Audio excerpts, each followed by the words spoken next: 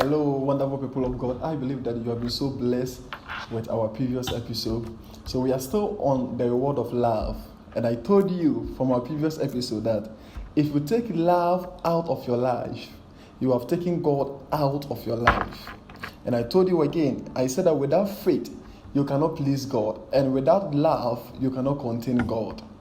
And I also told you that Jesus telling us to love is a command.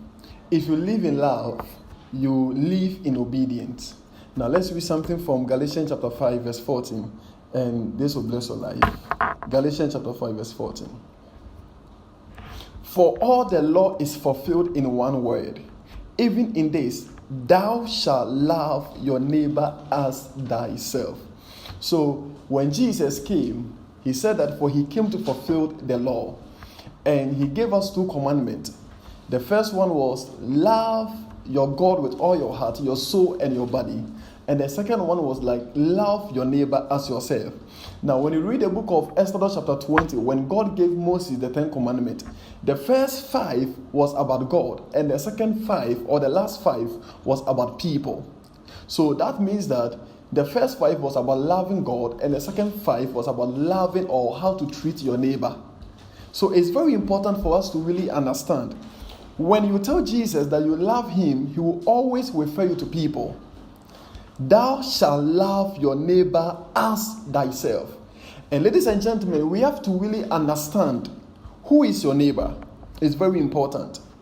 Knowing this, you will know how to tell yourself whether you are doing well or not.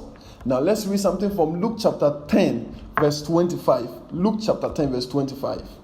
Luke chapter 10 verse 25. One day, an expert in religious law stood up to test Jesus by asking him this question: Teacher, what should I do to inherit eternal life? Jesus replied, What does the law of Moses say? How do you read it? The man answered, You must love the Lord your God with all your heart, all your soul, all your strength, and all your mind, and love your neighbor as yourself. Now the man went ahead and said, Right, Jesus told him, do this and you will live. The man wanted to justify his actions. That means that the man has really fulfilled all the requirements. But he wanted to justify his actions, so he asked Jesus, Who is my neighbor? Now, Jesus explained who your neighbor is in a parable. Now, verse 30, Jesus replied a story. A Jewish man was traveling from Jerusalem down to Jericho, and he was attacked by bandits. They stripped him of his clothes, beat him up, and left him half naked beside the road. By chance, a priest came along, but when he saw the man lying there, he crossed to the other side of the road and passed by him. The second one, 32, a temple assistant. So a temple assistant who is a Levite walked over and looked at him lying there, but he also passed by on the other side. Now, let me just stop here. Let me just explain why these people passed by and they couldn't help the man. Even though he was beaten there, but they couldn't help the man. Now, when you read or when you study the law of Moses very carefully, the priest and Levite, they were actually abiding in the law, and that is why they couldn't help.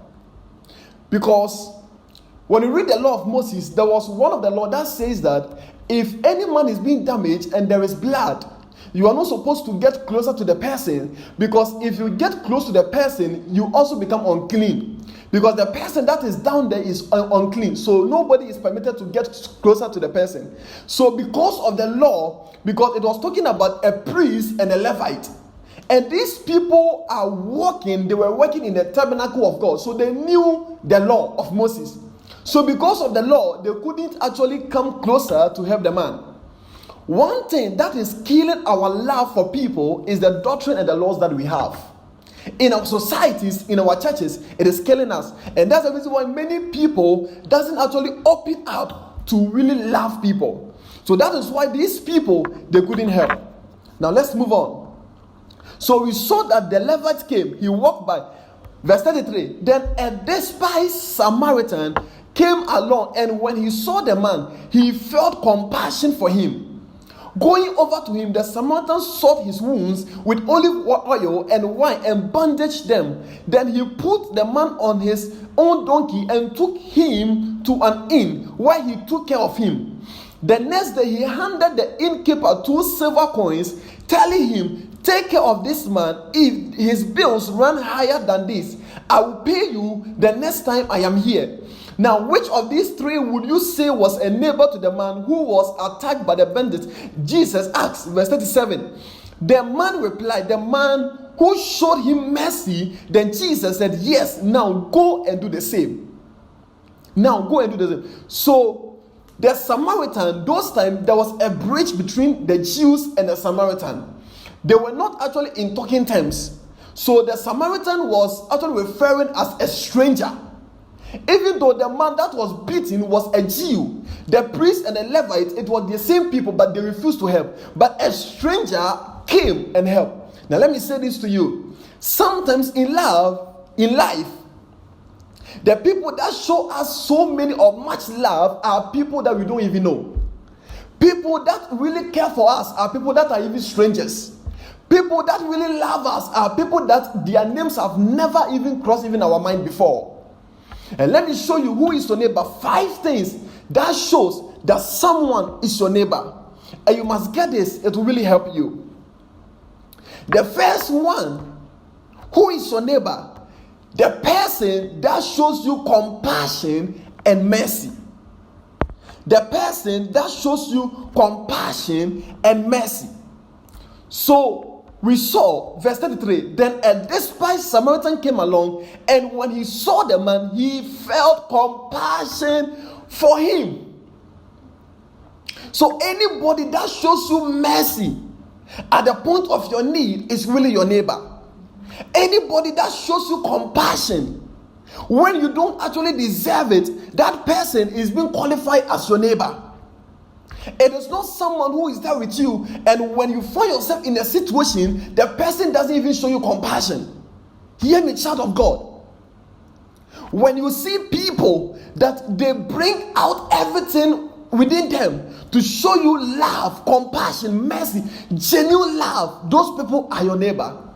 And I'm telling you, in our next series, I will continue with the 4 characteristics of who is your neighbor, and you'll be so blessed. Shalom, bless you.